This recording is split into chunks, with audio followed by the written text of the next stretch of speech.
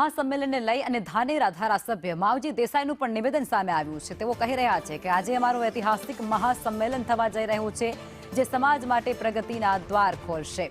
50,000 લોકો ભેગા મળી અને ઐતિહાસિક બંધારણ અમલમાં મૂકશે। અમારા સમાજના કુરિવાજોને તિલાંજલિ આજે આપવામાં આવશે। રબારી સમાજમાં વાર્ષિક 500 કરોડ રૂપિયાની બચત પણ થશે। શિક્ષણ અને સમાજના ઉદ્ધાર માટે બચત કામ લાગશે, જેમાં બંધારણનું અમલ ન કરે તેના ઘરે ન જવાનું તેમના દ્વારા નક્કી કરવામાં આવ્યું છે।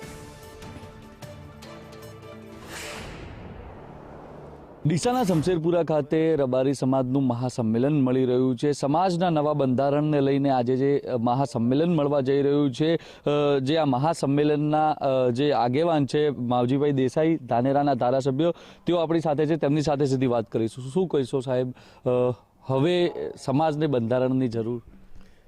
આજે રબારી સમાજ માટે સોનાનો સૂરજ ઉગ્યો છે એવું કહીએ તો અતિશયોક્તિ નથી।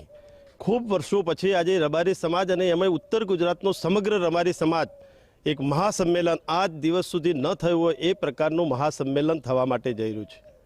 ત્યારે હું ચોક્કસપણે કહીશ કે આ બંધારણ એ રબારી સમાજની અંદર શિક્ષણ ક્ષેત્રે ખૂબ મોટી ક્રાંતિ કરશે અને આવનારા સમયની અંદર રબારી સમાજ આ બંધારણના કારણે જે ખોટા ખર્ચાઓ થતા હતા એની અંદર બચાવ કરી સમયનો પણ બચત થશે, નાણાંની પણ બચત થશે અને એ બચત થયેલા નાણાં એના ઘર, એના પરિવારની અંદર આર્થિક ઉપાર્જન કરવા વપરાશે। વસ્તુ અમારા સમગ્ર સમાજની અંદર તમામ પ્રકારની વ્યસન મુક્તિ થશે।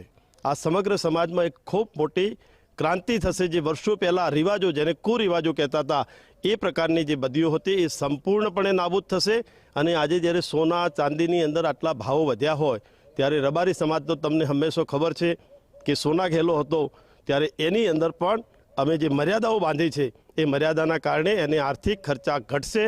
ખોટા વધારે પડતા મંડપ, ડેકોરેશન, આ અલગ અલગ પ્રકારના જે બિનજરૂરી ખર્ચા હતા એ તમામ પ્રકારના ખર્ચાઓ બંધ કરી અને સમાજ યોગ્ય દિશાની અંદર જાય અને યોગ્ય દિશા સમાજને મળે એ પ્રકારનું બંધારણ અમે સૌ આગેવાનો સાથે મળીને કરવા જઈ રહ્યા છીએ। સમાજ છે તે સમાજ વર્ષે 500 કરોડની બચત કરશે। સમાજ શિક્ષણ ક્ષેત્રે આગળ વધશે, આર્થિક ક્ષેત્રે આગળ વધશે। ધવલ જોશી, સંદેશ ન્યૂઝ, ડીસા, બનાસકાંઠા।